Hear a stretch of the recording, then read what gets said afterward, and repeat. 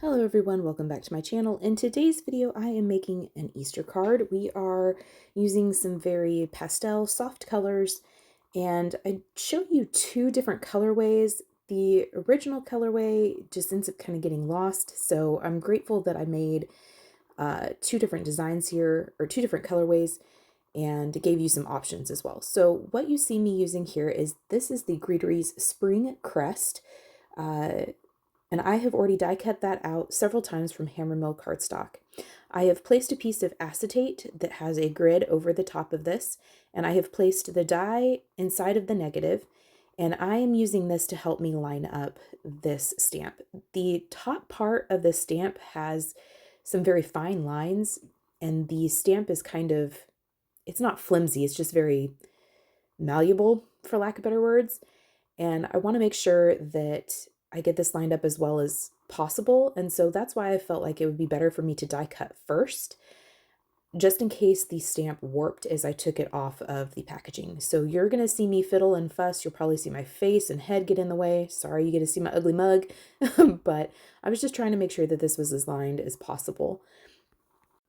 Once I felt like that was close enough, I'm going to ink up the stamp and then look through that acetate to make sure that I am happy with the alignment.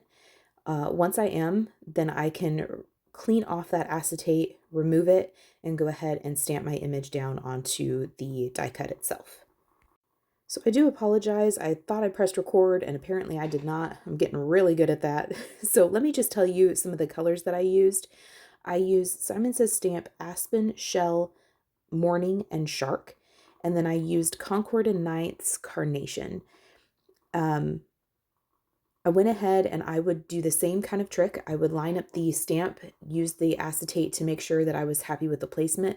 And once I was, I would stamp that same ink onto my cardstock. So the reason why I did two is actually an accident. I meant to stamp kind of the trellis looking portion of this in green, and I accidentally stamped it in gray.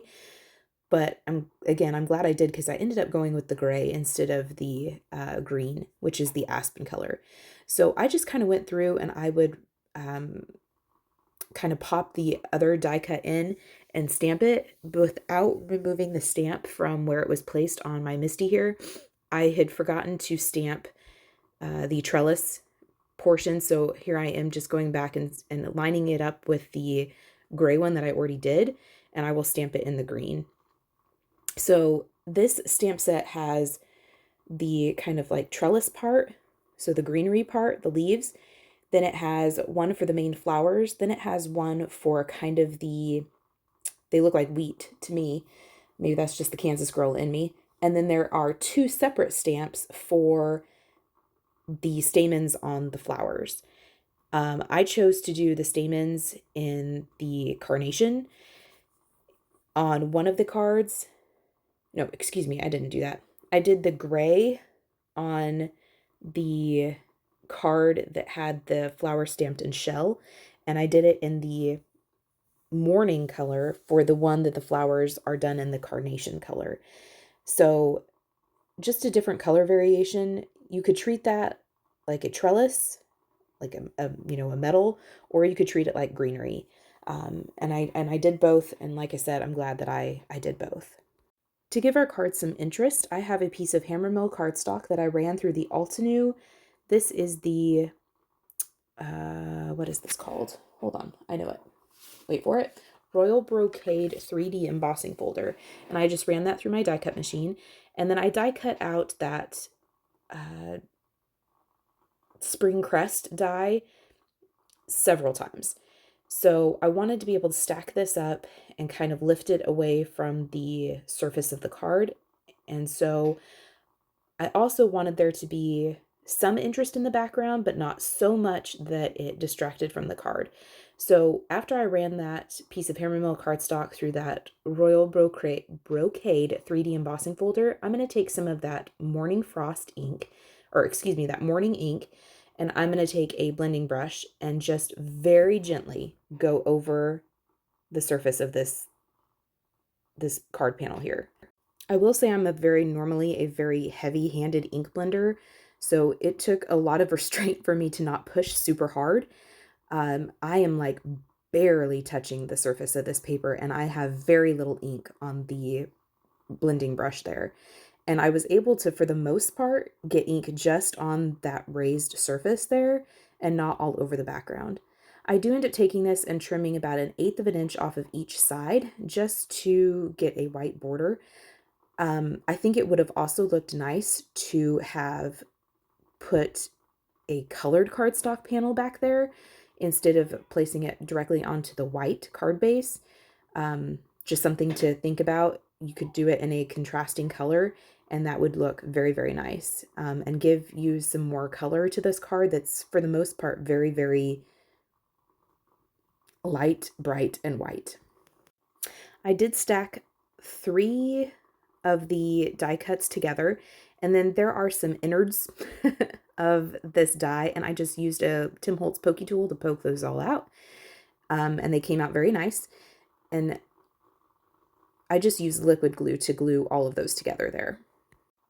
Once that was done, I placed the die cut back into one of those negative pieces, and I inserted the negative piece that is inside of that crest, and that is where I'm going to take stamps from the same Spring Crest stamp set, and I'm going to stamp the greeting inside of there. I am using the Shark ink to do the stamping today, and I just put Easter and then He is Risen inside of there. And then these are ready to, well, we have all of our components and we are ready to assemble. The first thing I did after I fiddled and fussed with which one to put on this card base was I put some liquid glue on the back of our embossed panel, and I'm just gluing that down flat. If you wanted to have just a little bit more dimension here, a little more separation, you could put some foam tape behind there or scrap pieces of cardstock and give it just a little bit more dimension, but I chose to just glue it down flat. Then I'm going to glue down the crest itself down flat to the card also, and use some magnets to kind of hold that in place while it adheres, because there is so much texture here. Once I was confident that the crest was glued in place and adhered correctly, I put some more liquid glue on the back of our greeting here, and I'm going to glue that in place also. I used my pokey tool just to kind of get into the narrow parts of this die here as I try to nestle it inside. Please ignore that die set off to the side. I was getting ahead of myself. That's actually for something different. So just ignore that for now. That is not part of this card at all. So once I had all of those little innards kind of tucked into their spots, it was time for some finishing touches. I felt like the card needed some sparkle, so I took some Spectrum Noir clear glitter brush pen and went over just the flowers. And I chose to do the flowers that were done in Carnation on this card, although my original plan and color scheme was the ones that were done in the shell with the wheat looking images in the morning color. But I'm going to save that for a different card. I just felt like this one stood out a little bit better. So once I had that done, I went into my stash and I found these kind of iridescent rhinestones, and I just put them on a few spots on the crest itself using some liquid glue, and then this card is complete. So I appreciate you spending time with me. I hope you felt inspired. Anything that I know the exact product that you used, I will list it down below. And I hope you felt inspired to send someone an Easter paper hug. And so we will see you next time.